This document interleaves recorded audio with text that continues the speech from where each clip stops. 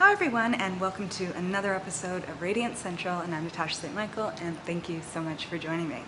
So, it's the beginning of January, it's 2012, and everyone is excited about starting a new year, and I'm getting tons of emails from people that are getting onto new diets, they're determined to lose weight, and they're excited. So January is the peak month of the year where everyone's getting onto sort of their weight loss goals, their new diets, things like that. And I just want to say a huge congratulations to all of those that are making it a point this year to lose that unwanted weight. So today I want to actually give a few tips on pretty much how to be successful with your diet and also to keep off the weight, because a lot of times people get so focused on actually losing the weight that they forget about how to keep it off, because a lot of times the biggest sort of battle is not so much the diet itself, but it's actually afterwards transitioning back into daily life and keeping that weight off. So the first thing that I recommend is to avoid long-term crash diets. Okay, whatever diet you're choosing, the most important thing is to make adjustments to the diet that you see this type of diet that you're eating as something that you can maintain over the long term, that you're enjoying it and that it's balanced, and that this is something that you're not completely depriving yourself, but you are making those healthy adjustments to really get to your weight loss goals. So for those that want to do like a juice fast or some sort of cleanse, that's fine to like kickstart a diet. And a lot of people are really successful with like letting go of their sugar addictions or getting off of coffee or artificial sweeteners and getting rid of the processed food by doing a juice fast or some sort of cleanse. And it's short term. It's usually a few days, maybe a week or two. And one thing though to consider is that if you are trying to lose weight, is to use that time to really think about what kind of diet plan you're going to go on to once the cleanse or the fast is over, and to plan it out beforehand, to be prepared, because then it's much easier to transition back into solid food or regular food, things like that. And the main thing too is that a lot of times when people go on to like sort of like a long-term crash diet where they're really just trying to lose weight very quickly, is that it can be too restrictive, that they find themselves sort of yo-yoing, where they can be really good for a few days or a few weeks on this one diet, but then they find themselves binging out on junk foods or even foods that they normally never ate. And then it's like this vicious cycle of like going back and forth, and whatever weight they're losing creeps back on, and sometimes even more. And we want to avoid that, avoid it completely. So what I always suggest to people is really, if there is a certain diet that you choose to go on, that to go on it with an open mind and really listen to your body, your mind, your spirit, pretty much, to listen to those cravings you're having. Because if you're having like crazy cravings, maybe you need to make some adjustments to allow some foods in order to lessen those cravings. Sometimes it's too much too fast can set a lot of people up to disaster. And plus, being on too much of a restricted diet where people are cutting out food groups, it can be just too much, and later on it can throw people into larger problems. So always be flexible, and to also understand that it's like once in a while, if you allow yourself a certain food, maybe having a small quantity of that food will sort of kind of protect you from going on a full-on binge on that food later on. So I always say to people, try your best to do 80 or 90% of the time eating a healthy diet, but allow yourself here and there certain treats or certain foods, like a healthier version of a dessert, in order to sort of ride through those cravings and make it easier for yourself. And so I find usually most people are most successful doing it that way, as opposed to being crazy strict and cutting too much food out and too many options. All right, so the second tip I have with this is to also be realistic with your goals and to set mini goals. Very, very important, because a lot of times, let's say someone has to lose 30 pounds, 50 pounds, 100 pounds.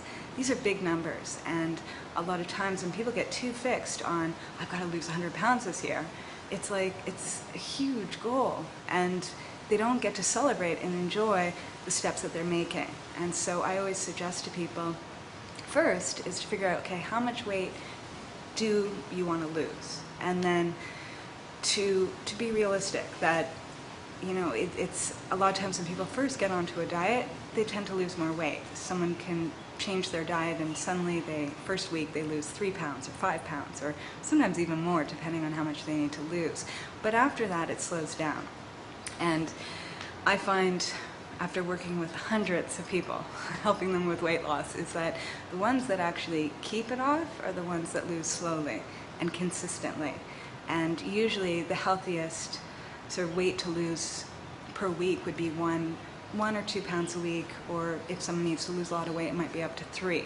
But usually 1 to 2 pounds, it's not only that the body gets to adjust to the weight loss, but also mentally and emotionally you get to adjust to it as well. Because a lot of times if someone's been overweight for a long time or their entire life and suddenly they start dropping weight very quickly, they're suddenly in like a new body. And a lot of that times that can actually bring on some anxiety, some discomfort, some just feeling kind of like you need to catch up with your body and its changes. So losing 1 to 3 pounds a week, it's a slower transition that you get used to your body changing, you get used to everything, you know, and being on the diet and not pushing your body too far too quickly. So one thing to really think about is that, let's say someone has a goal to lose 20 pounds.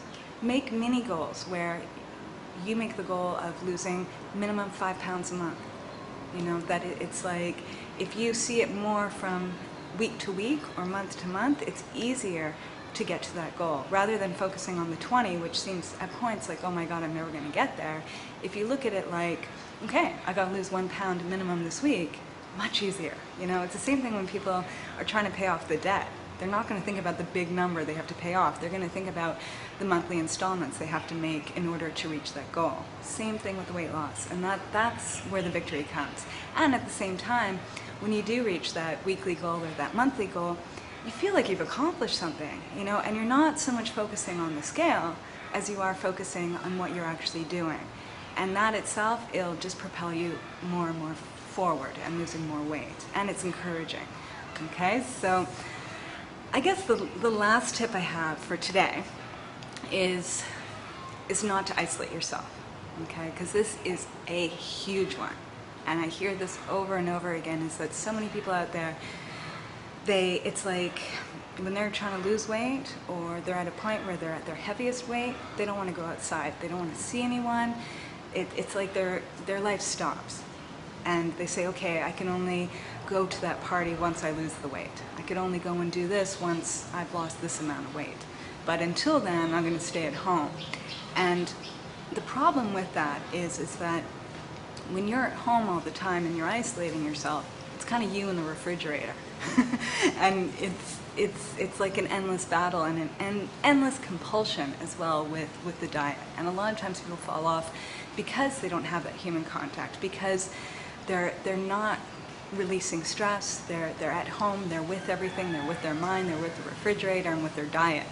And a lot of times their diet doesn't go anywhere because there's this loneliness that can kind of hold people back from reaching their goals. And until they actually just kind of let that go and just say, you know what, I'm going to honor myself for where I am now, I'm going to go to that party, I'm going to see my friends, I'm going to go out to wherever and live my life right now, that's when you start seeing the weight start dropping off. Because the more that you're doing things and out of the home and out amongst people, that relieves stress. And also it takes away loneliness, and loneliness is usually the biggest thing that draws people to the fridge.